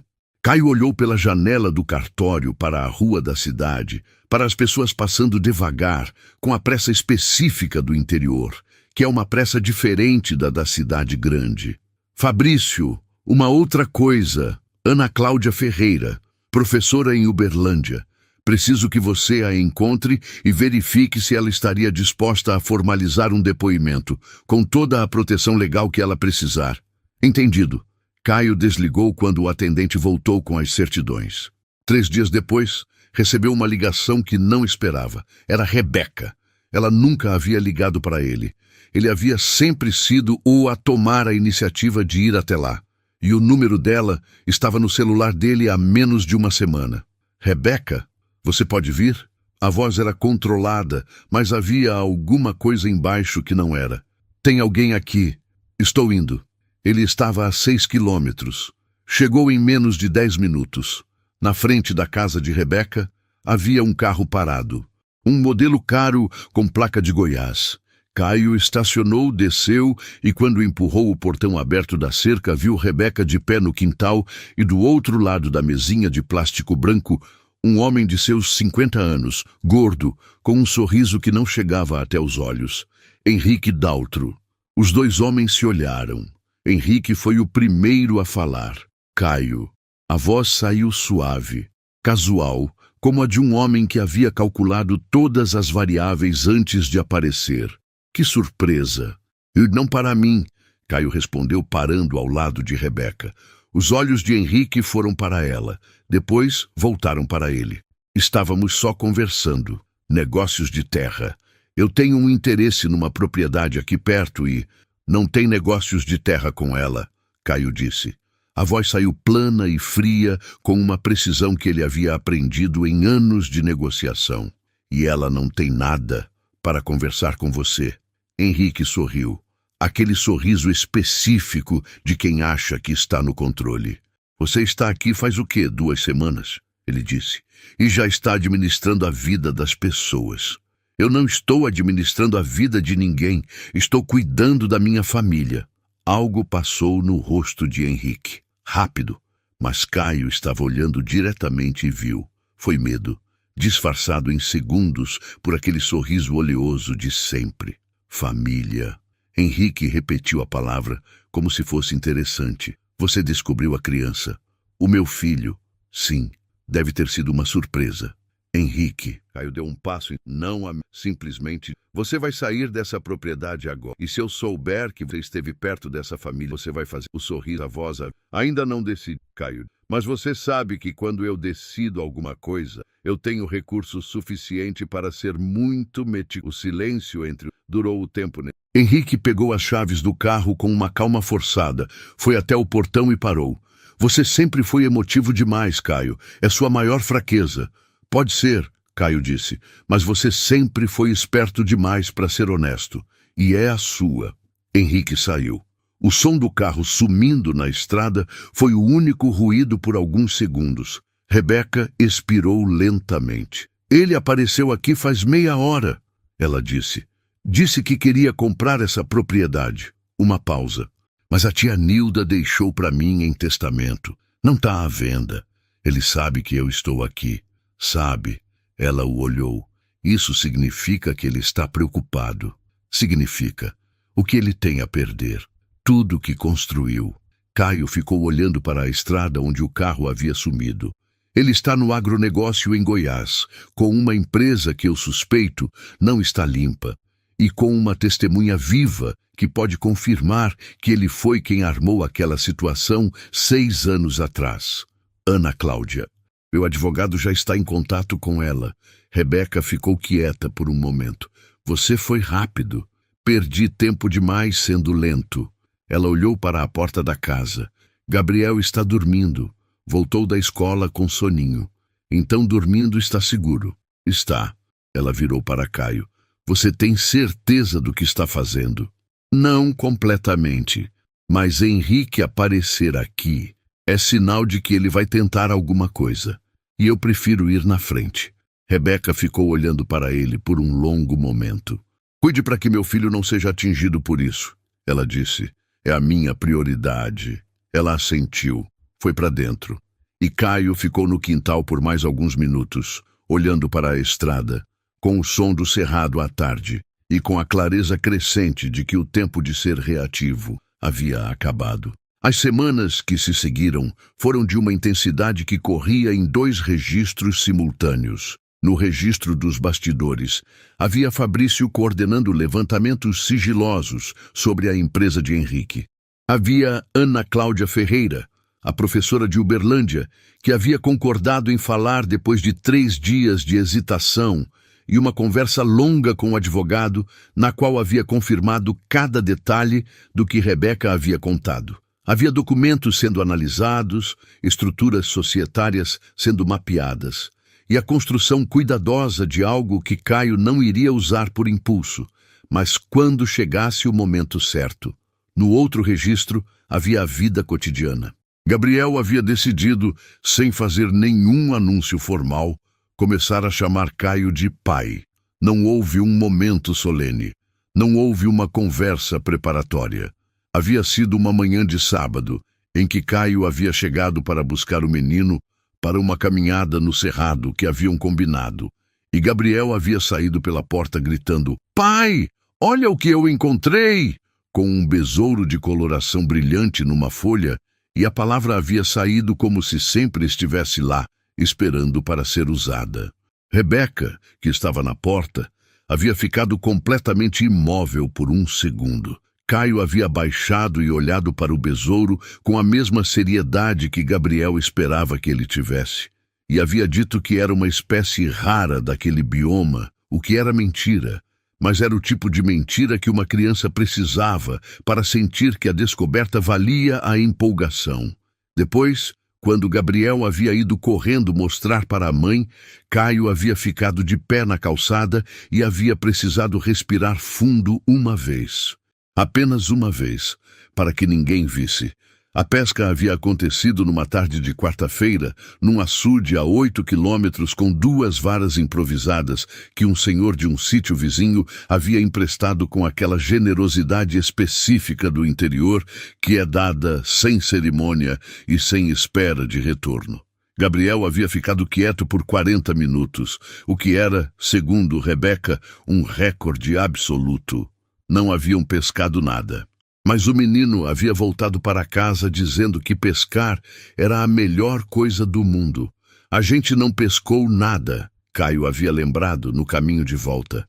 A gente ficou junto esperando, Gabriel havia respondido, como se isso explicasse tudo. E explicava. Rebeca tinha observado essa aproximação com um cuidado que ela não verbalizava, mas que Caio sentia. Ela estava atenta, estava monitorando.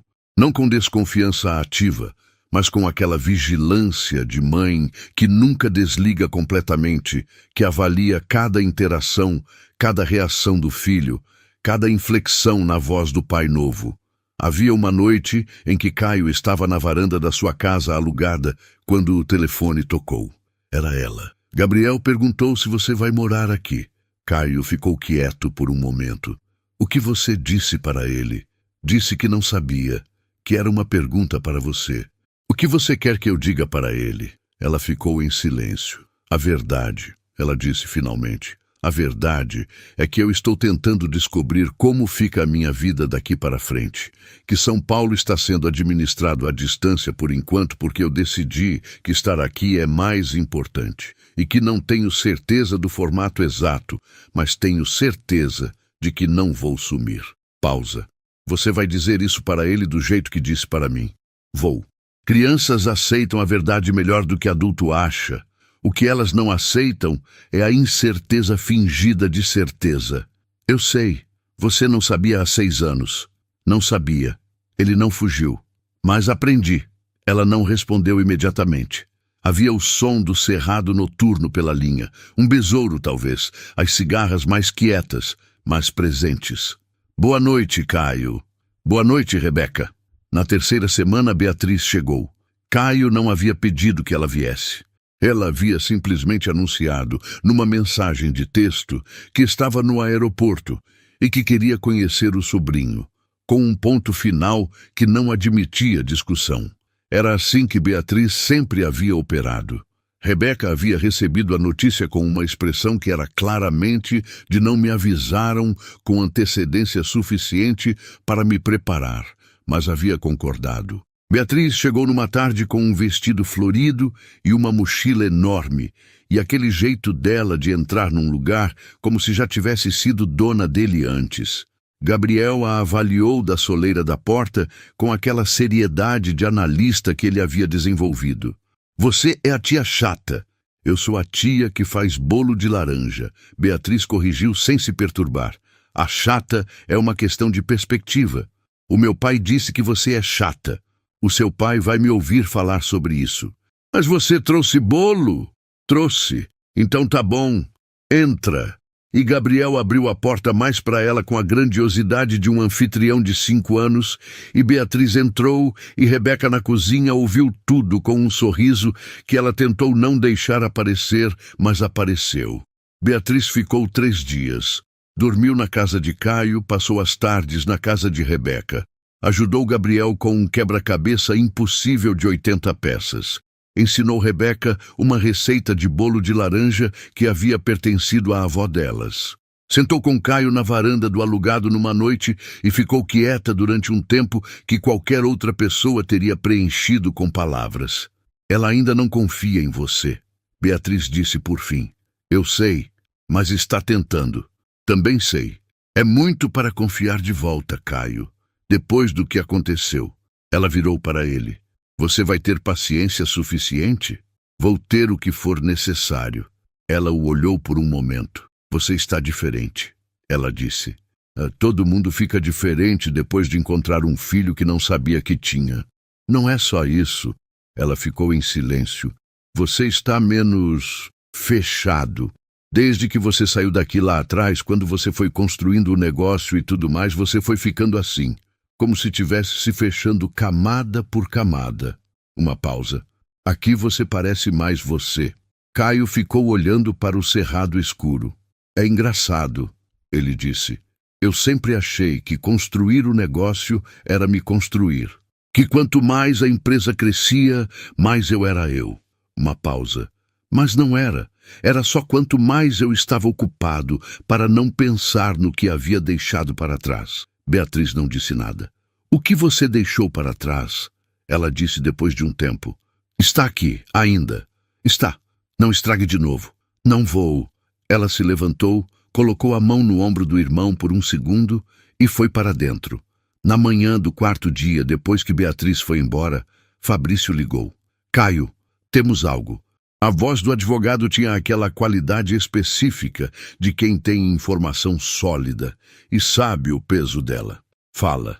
A empresa de Henrique em Goiás. Há 3 contratos com cooperativas rurais que apresentam discrepâncias significativas. Valores faturados que não correspondem aos serviços prestados, num montante que, somado, chega a perto de 4 milhões de reais nos últimos 3 anos. Caio ficou quieto. Além disso, Fabrício continuou, uma das propriedades registradas em nome da holding não tem a documentação de origem completa. Parece ter sido adquirida mediante um processo de regularização fundiária irregular. Terra grilada, ou algo próximo disso. Uma pausa. Tenho tudo documentado. Posso encaminhar para o Ministério Público ou para a Receita Federal. Mas, Caio, antes de tomar essa decisão, preciso perguntar.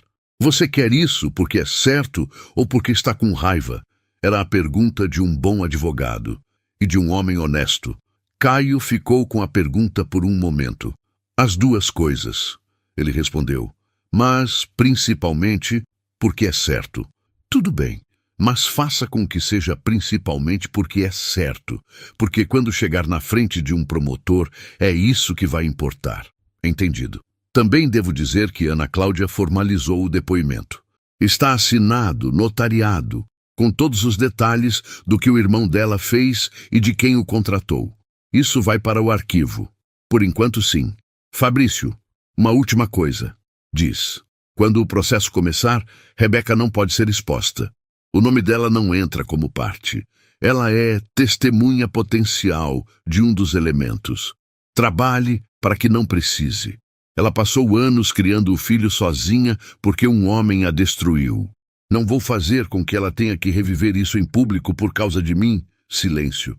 Farei o que puder, o advogado disse. Obrigado. Naquela tarde, Caio foi até a casa de Rebeca. Gabriel estava na escola. Era horário de aula.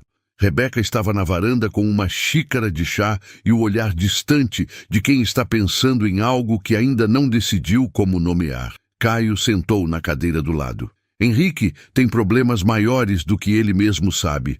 Caio disse, direto. Ela virou para ele. O que você encontrou?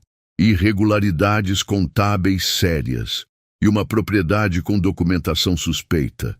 Ele a fitou. Estou encaminhando para as autoridades competentes. Rebeca ficou quieta. Por que você está me contando? Porque você tem o direito de saber. E porque parte do que ele fez afetou você diretamente. Mesmo que seu nome não esteja no processo. Meu nome não vai entrar? Estou fazendo o possível para que não precise.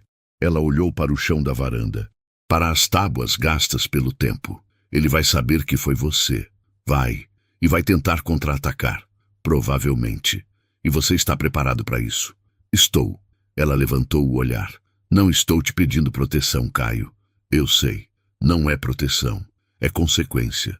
O que ele fez tem consequências. Ele destruiu o nosso casamento. Me afastou do meu filho.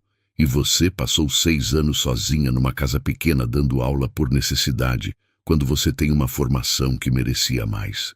A voz de Caio ficou mais baixa, mas não menos firme. Isso tem um preço, e eu tenho os meios para fazer com que ele pague.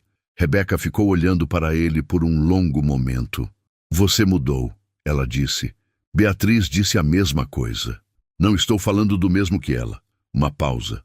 Você sempre foi decidido, sempre soube o que queria e ia atrás. Isso não mudou. Mas antes, você usava essa determinação para construir coisas para você. Agora você está usando para consertar o que quebrou. Caio não disse nada. É diferente, ela completou. E havia no tom dela algo que não era exatamente aprovação, mas que era reconhecimento. O que, naquele momento, era mais do que ele havia esperado. Quando Gabriel voltou da escola naquela tarde, encontrou o pai sentado na varanda esperando. Você está aqui, disse com aquela surpresa alegre de criança que ainda não aprendeu a esconder o quanto gosta de alguém. Estou. A gente vai fazer alguma coisa? Se você quiser. Gabriel jogou a mochila para a mãe que apareceu na porta, calculou as opções com a testa franzida e então anunciou que queria que Caio lesse o livro que a professora tinha mandado de lição. Caio não havia lido livro infantil em voz alta na vida, mas sentou no banco de madeira do quintal com Gabriel no colo e o livro na mão, e leu. com vozes diferentes para cada personagem, porque Gabriel exigiu que cada personagem tivesse uma voz própria. Comparadas para perguntas que não tinham nada a ver com a história, porque Gabriel era desse tipo de leitor, com o peso do menino contra o peito e o cheiro de criança e terra que ele tinha depois da escola. Rebeca ficou de pé na porta vendo isso. Ficou por mais tempo do que precisava. Depois foi para a cozinha fazer o jantar. Caio ficou para jantar. E depois do jantar, quando Gabriel havia sido levado para a cama depois de uma batalha de 15 minutos sobre a necessidade de escovar os dentes antes de dormir, batalha da qual Caio saiu do lado da ciência e da mãe, enquanto Gabriel saiu protestando, mas derrotado, Rebeca e Caio ficaram à mesa com 2 copos de água. "Você pode ficar", ela disse. Caio ergueu os olhos. "Tem um quarto que não usamos. A cama está com o colchão velho, mas está de pé." Ela disse isso no tom prático de alguém que está organizando logística, não fazendo uma concessão emocional. Mas os dois sabiam que eram as duas coisas. Às vezes a estrada de volta é pior à noite, quando a neblina baixa. Não precisa de justificativa. Não é justificativa, é explicação. "Está bem, obrigado." Ela se levantou, lavou os copos. "Caio, não achei que ia dizer isso." Ela ficou de costas por um momento, a mão na beira da pia. "Mas estou..." Ela parou, recomeçou. "É bom ter companhia aqui." Para Gabriel, uma pausa brevíssima. E para mim, ela foi para o quarto sem esperar resposta. Caio ficou à mesa por um momento. Então foi até a janela e ficou olhando para o cerrado escuro lá fora, para as estrelas que aqui eram mais densas do que em qualquer cidade, para a escuridão quieta de um interior que havia guardado durante 6 anos tudo que ele havia desperdiçado. E pela primeira vez em muito tempo, a quietude não pareceu vazia. O processo que Fabrício encaminhou ao Ministério Público chegou à imprensa local de Goiás em menos de 2 semanas, como Caio havia calculado que aconteceria. Henrique Daltro não era um homem que ficava no escuro completamente.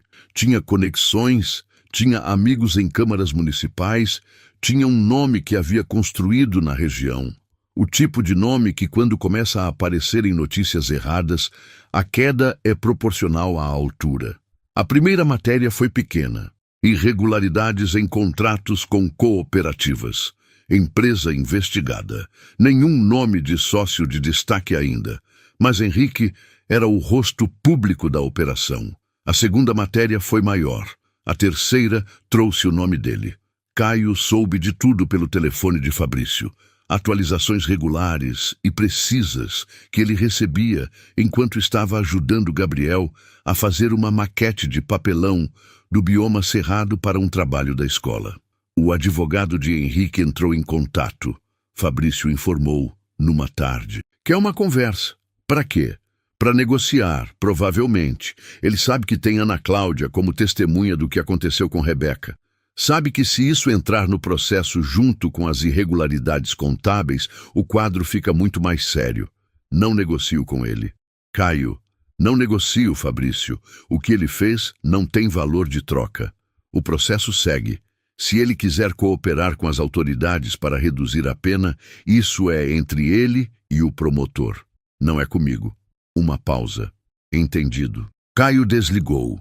Do outro lado da mesa, Gabriel estava com a língua para fora de concentração, tentando encaixar um pedaço de papelão numa borda que não queria ceder. "Pai", ele chamou sem levantar os olhos. "Segura aqui para mim." Caio colocou o telefone no bolso e foi segurar o papelão. Henrique tentou contato direto 2 semanas depois. Uma mensagem pelo celular. 5 linhas que Caio leu uma vez e não respondeu. Havia uma coisa que Caio havia aprendido nos anos de negócio. Algumas mensagens não merecem resposta. Não por arrogância, mas porque responder dá à outra parte a impressão de que ainda há terreno para negociar. E não havia. O processo seguia. E Caio tinha outras coisas mais importantes com as quais ocupar o tempo. A vida na casa pequena de Rebeca havia adquirido um ritmo. Não um ritmo romântico de história, mas um ritmo de verdade, com atritos e ajustes e momentos de desconforto e momentos de uma graça tão simples que era quase dolorosa. Havia dias em que Rebeca estava cansada e irritada, e Caio aprendia o limite entre ajudar e intrometer. Havia dias em que Gabriel estava difícil e os dois adultos precisavam se calibrar para dar a mesma resposta sem nunca ter ensaiado. Havia manhãs em que Caio chegava e ela estava de bom humor e preparava café e eles ficavam à mesa conversando por 1 hora sobre nada específico, sobre a escola do Gabriel, sobre o tempo que estava mudando, sobre um livro que ela estava lendo. Havia noites em que ele ficava e noites em que ia para a casa alugada. E havia aquela tensão específica que existe entre duas pessoas, que já se amaram e que ainda se conhecem de cor e que estão se reconstruindo devagar, tijolo por tijolo, sem pressa, mas com aquela pressão invisível de quem sabe que a fundação já esteve lá e quer saber se ainda está. Uma tarde de domingo, com Gabriel dormindo dentro e o sol descendo sobre o cerrado, Rebeca estava sentada degrau da entrada e Caio estava encostado na cerca ao lado, e nenhum dos dois estava falando. "Você pensa em voltar para São Paulo?" ela perguntou. "Para o escritório, sim. Eventualmente precisarei ir pessoalmente. Mas voltar como morada..." Ele ficou quieto. "Não. Você tem uma vida inteira lá. Tem um apartamento e um escritório." Ele olhou para ela. "Isso não é uma vida inteira." Ela ficou em silêncio. "Caio," ela disse com cuidado, "eu não quero que você tome decisões grandes baseado em culpa." "Não é culpa. Tem certeza?" "Não." Ele foi honesto. "Tem uma parte que é culpa, sim, mas tem uma parte maior que é querer. Querer estar aqui. Querer conhecer o meu filho crescendo. Querer..." Ele parou. Ela o estava olhando. "Querer o quê?" ela disse, devagar.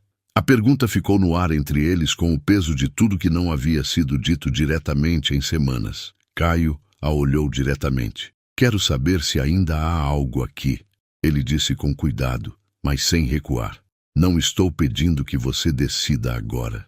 Não estou pedindo que você ignore o que aconteceu, mas quero saber se você está aberta à possibilidade." Rebeca ficou em silêncio por um tempo que parecia mais longo do que era. "Eu não sei," ela disse por fim. "Isso já é mais do que um não. Isso é uma honestidade." Ela o fitou. "Eu não sei, Caio. Uma parte de mim ainda está zangada. Vai estar por mais tempo ainda. E outra parte..." Ela parou. "Outra parte vê quem você está sendo com o Gabriel. Quem você está sendo aqui e pensa que talvez..." "Talvez?" Ele repetiu. "É o que tenho por hora. É o suficiente." E ficaram ali sentados, com o cerrado dourado ao fundo e o silêncio de uma tarde de domingo, e aquele talvez suspenso entre eles, que não era promessa, mas era semente. Beatriz voltou 1 semana depois para o que ela chamou de uma visita mais longa. Desta vez, ficou 1 semana inteira. E desta vez, havia entre ela e Rebeca algo que havia começado na primeira visita e estava se solidificando. Uma amizade direta, sem rodeios, do tipo que só se forma entre mulheres que não têm paciência para jogos. Numa tarde em que Caio tinha ido à cidade para uma reunião por videoconferência com o escritório de São Paulo, Beatriz e Rebeca ficaram no quintal com café e o barulho de Gabriel brincando dentro de casa. "Ele te ama," Beatriz disse direta. "Beatriz, não estou dizendo para você fazer alguma coisa com isso, só estou dizendo porque é verdade." Ela bebeu o café. "Sempre amou. Quando vocês estavam casados, ele tinha um jeito de falar de você que eu não vi com ninguém antes ou depois." Uma pausa. "O que ele fez foi errado. Deixar de te ouvir foi errado. Mas o errado aconteceu porque ele estava com medo." "Com medo de quê?" "De que fosse verdade." Beatriz disse isso com aquela simplicidade de quem já pensou muito sobre uma coisa antes de falar. Quando você ama alguém de verdade e alguém te apresenta uma evidência de traição, tem 2 formas de reagir. Você pode ouvir a pessoa e arriscar descobrir que ela de fato te traiu, que é a dor mais lenta. Ou você pode fechar tudo antes de ouvir, que é a dor mais rápida. O Caio sempre preferiu dor rápida. Aprendeu isso com o pai. Rebeca ficou quieta. Isso não justifica, ela disse. Não justifica, só explica. Tem diferença. Tem. Beatriz a olhou. Mas você já sabe a diferença. Você é professora. Você passou 6 anos criando um filho sozinha e nunca o ensinou a ter raiva do pai que não conhecia. Isso é generosidade. Isso é você. Rebeca olhou para a mangueira velha no quintal. Eu estava com raiva, ela disse. Muita raiva. Mas não passou para ele. Não. Ela ficou quieta. Gabriel não merecia carregar minha raiva. E você não merecia ter carregado tanta coisa sozinha. O silêncio entre elas foi gentil. O que você acha que ela vai fazer? Beatriz perguntou, mudando sutilmente de pronome como se estivesse falando de outra pessoa, mas ambas sabiam que não estava. Rebeca ergueu levemente os cantos da boca. Acho que vai deixar o tempo trabalhar. É a resposta de uma mulher sábia. É a resposta de uma mulher cansada de pressa. Beatriz riu. E depois de um momento, Rebeca riu também. E Gabriel, lá dentro, gritou alguma coisa sobre um besouro que havia entrado pela janela, e as duas se levantaram ao mesmo tempo e a tarde seguiu.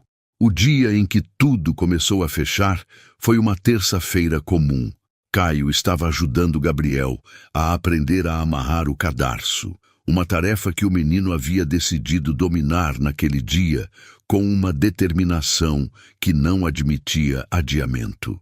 Rebeca estava na cozinha. O processo de amarrar o cadarço durava já 20 minutos, com avanços e recuos e expressões de concentração extrema e alguns momentos de frustração que Gabriel resolvia com bufadas pelo nariz. Faz de novo, Caio disse. Eu já fiz 6 vezes. E na 7ª vai, como você sabe. Porque você é teimoso o suficiente para fazer até dar certo. Gabriel considerou isso como um elogio aceitável, respirou fundo e foi novamente. Na 7ª tentativa, o laço fechou. O menino ficou olhando para o próprio pé por 3 segundos. Então ergueu o rosto com uma expressão de triunfo absoluto que era tão genuína que Caio teve que sorrir antes mesmo de conseguir dizer qualquer coisa. Eu fiz! Fez. Mãe! Rebeca apareceu na porta da cozinha. Eu amarrei o cadarço! Gabriel apontou para o pé com a solenidade de quem apresenta evidência em tribunal. Ela olhou para o pé, depois para Caio, depois para o filho. Muito bem, meu amor. O pai ficou comigo até eu conseguir. Eu vi. Gabriel se levantou, foi até a mãe com passos deliberadamente altos para que o cadarço amarrado fosse devidamente apreciado, e então saiu correndo para o quintal para mostrar o feito ao mundo exterior, que naquele momento consistia de um gato de estimação da vizinha que havia resolvido aparecer na cerca. Caio e Rebeca ficaram na sala. Ela o olhou com aquela expressão que ele havia aprendido a ler nas últimas semanas. Aquela onde o que estava nos olhos era mais honesto do que o que estaria em qualquer frase. Obrigada, ela disse. Não precisa. Preciso sim.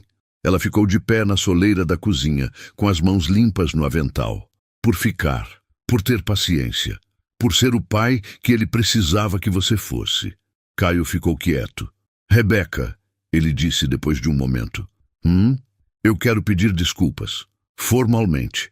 Não como explicação, não como negociação. Só como o que é. Ele a olhou diretamente. E eu errei. Errei com você de um jeito que não tem justificativa suficiente. E se eu pudesse desfazer? Não pode. Não posso, mas posso. Caio. Ela deu um passo para fora da cozinha. Eu ouço você. Uma pausa. E aceito. 2 palavras, ditas com a simplicidade de quem as havia guardado tempo suficiente para saber que eram verdade. Ele não se moveu. Ela também não. Mas havia entre os dois, naquele momento, uma coisa que havia estado ausente durante 6 anos inteiros e que agora estava de volta de forma tímida e real. Confiança. Incompleta, nova, frágil como planta em terra seca, mas presente. Do quintal, a voz de Gabriel veio clara e alegre.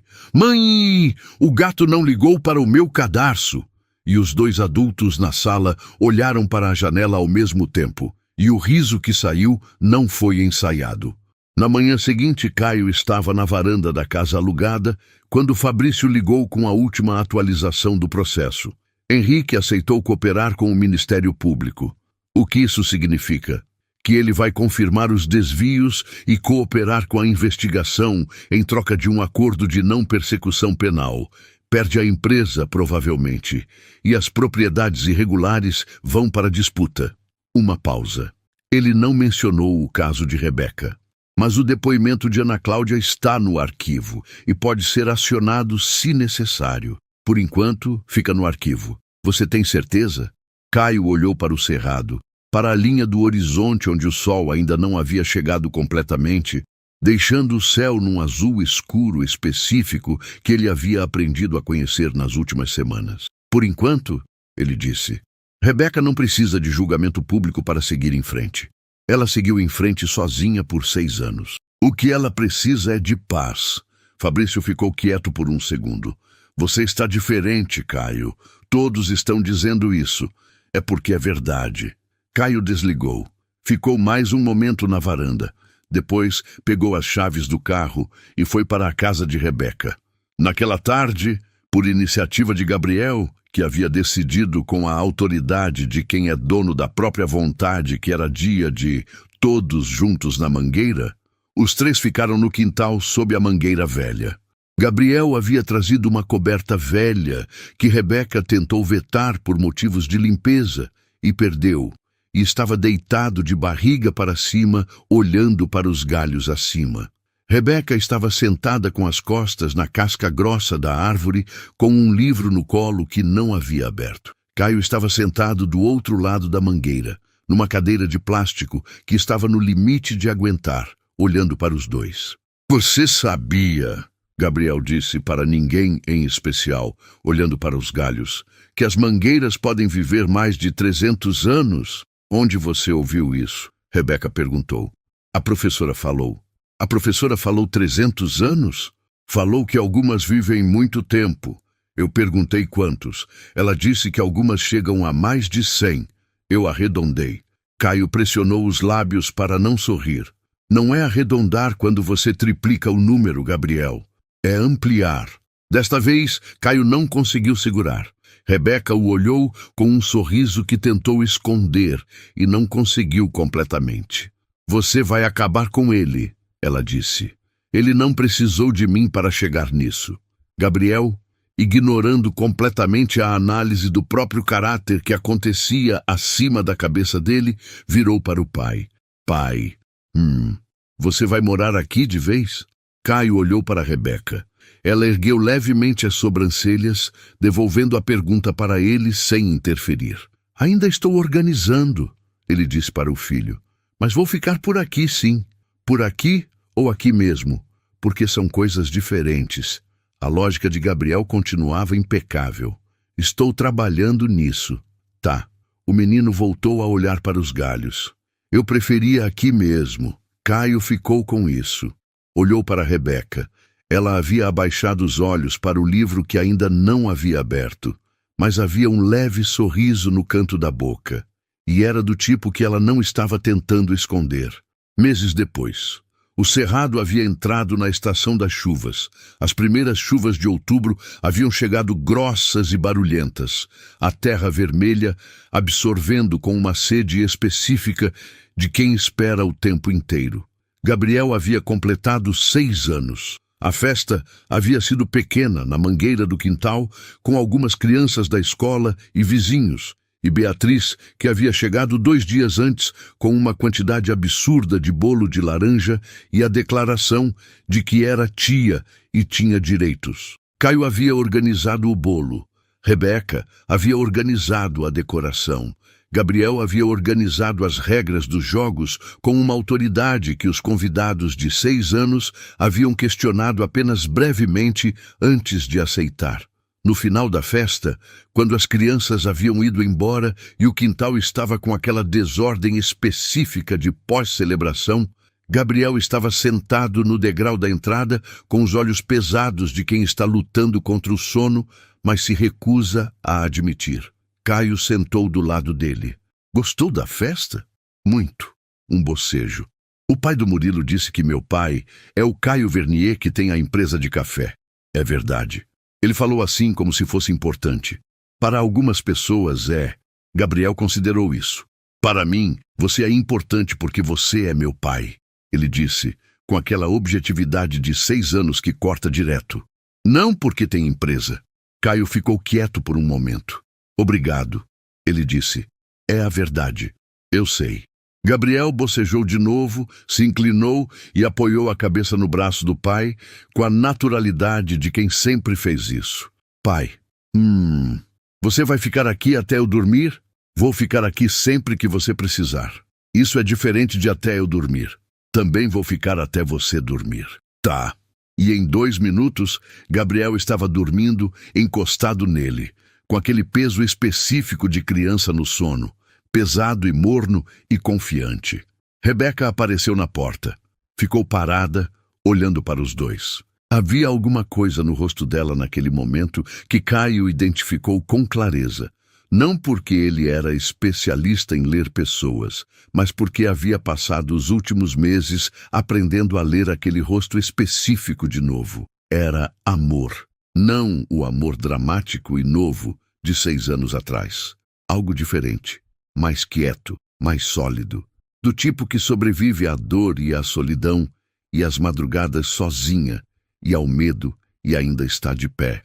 Ela desceu os degraus, sentou do outro lado de Gabriel e colocou a mão na cabeça do filho com aquele gesto automático de mãe que não precisa de consciência para acontecer. Obrigada, Caio disse baixinho. Por quê? Por não tê-lo ensinado a me odiar. Ela ficou quieta. Não era sobre você, ela disse por fim. Era sobre ele. Ele não merecia crescer com ódio. Mesmo assim, você podia ter e não fez. Ele a olhou por cima da cabeça do filho dormindo. Isso é uma generosidade que eu não merecia. Rebeca não respondeu, mas ficou sentada ali, ao lado do filho, ao lado dele, com o cerrado cheirando a terra molhada à distância e o primeiro relâmpago de outubro aparecendo no horizonte. E depois de um tempo, em voz muito baixa, ela disse, talvez eu esteja começando a achar que você merece. Caio ficou quieto. E o talvez daquela tarde de domingo havia crescido. Não havia virado certeza. Ainda não. Mas havia virado algo que se parecia muito com começo. E começos, Caio Vernier havia aprendido tarde demais e na hora certa são tudo que qualquer homem precisa, desde que não desperdice.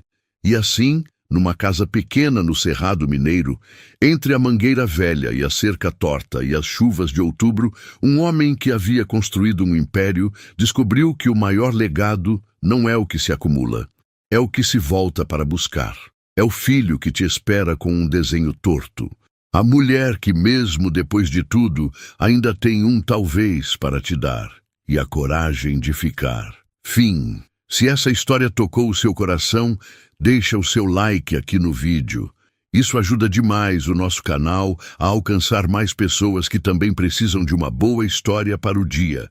Se você ainda não está inscrito, aperta o botão de inscrição agora e ativa o sininho de notificações para não perder nenhum vídeo novo. A gente publica histórias assim toda semana, histórias de vida, de recomeço, de amor, que resistiu ao tempo e à dor.